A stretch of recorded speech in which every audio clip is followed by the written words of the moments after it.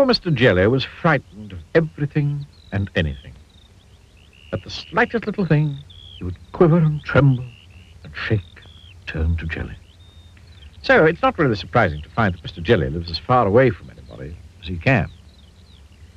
In the middle of a wood, miles and miles from anywhere. This story begins one morning when Mr. Jelly was asleep. It was a beautiful autumn morning. The sun was shining, the leaves on the trees had turned to a glorious red, and the wind stirred gently in the treetops. A single leaf fell gently from the tree right outside Mr. Jelly's house and quietly brushed against his bedroom window as it fell. Mr. Jelly woke with a start. What? What's that terrible noise? Oh, heaven, the house is falling down. It's an earthquake. It's the end of the world. Oh! And he hid under the bedclothes, trembling with fright. After an hour, by which time he realized that his house wasn't falling down and that there wasn't an earthquake and the world wasn't coming to an end, Mr. Jelly peeped out from under the bedclothes. Phew, he said. Oh, thank goodness for that. And he got up and went downstairs to make his breakfast.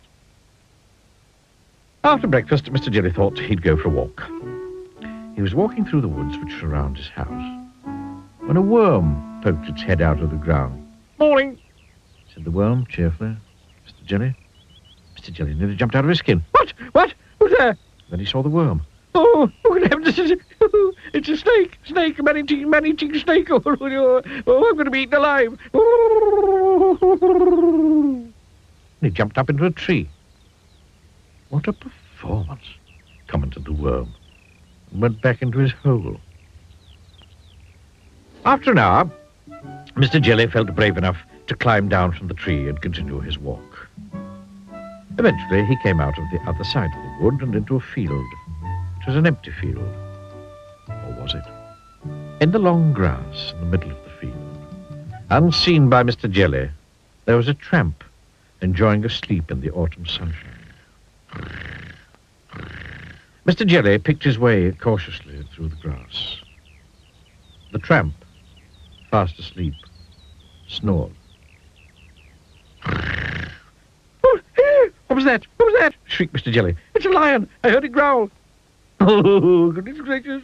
Oh, dear me, a huge lion with enormous teeth. A huge lion with enormous sharp teeth that's going to bite me in two. A huge, ferocious lion with enormous sharp teeth that's going to bite me in two, if not three. And he fainted. All this commotion awakened the tramp, who yawned, stretched, sat up, and saw Mr. Jelly lying on the ground beside him. Oh, dear, he said. He was a kindly tramp. Oh, dearie me. And he picked up Mr. Jelly and placed him gently in the palm of his hand. Mr. Jelly came to and sat up, rubbing his eyes.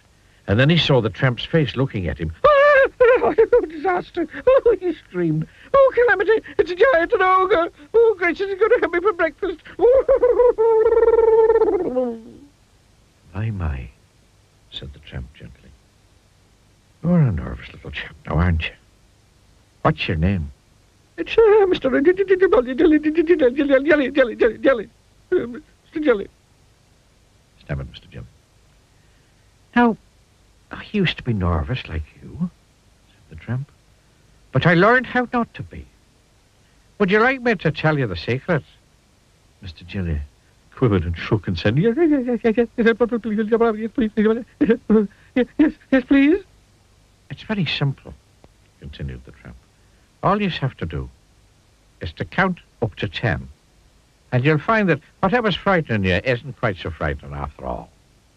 Then he set Mr. Jelly gently down on the grass. Now remember, he said to Mr. Jelly, count to 10. And off he went. Mr. Jelly thought that it would be a very good idea if he went home immediately. Back across the field he went. Back through the woods he went. He was walking through the woods when he stepped on a little twig. Snap! Went the twig. Mr. Jelly jumped twice his own height in terror. What's that? He shrieked. That terrible snapping noise. It's a tree falling down. going to crush me to pieces. Oh, it's a crocodile hiding in the bushes, snapping its teeth. Oh, disaster! Then he stopped, took a deep breath. 1, 2, 3, 4, 5, 6, 7, 8, 9, 10, he said. And he saw that what had gone snap was a twig, a silly old twig. Phew, he said. Mr. Jelly had almost reached his house when a leaf drifted gently down from a tree on top of him. "Help! Help! Help! Police! Murder!" he screamed. "I'm being kidnapped! Oh, it's ruffians with guns! They're going to..." And then he stopped. He took a deep breath. 1, 2, 3, 4, 5, 6, 7, 8, 9, 10. And then he saw that what had fallen on him was only a leaf. Nothing but a leaf. A stupid red leaf. "It works," he said out loud in wonderment. And you know, it did. He never shrieks or shouts or screams or quivers or shakes or trembles anymore. In fact, he's become quite firm. And he never hides under the bedclothes. Well, not very often, anyway. 1, 2, 3, 4, 5, 6, 7, 8, 9, 10.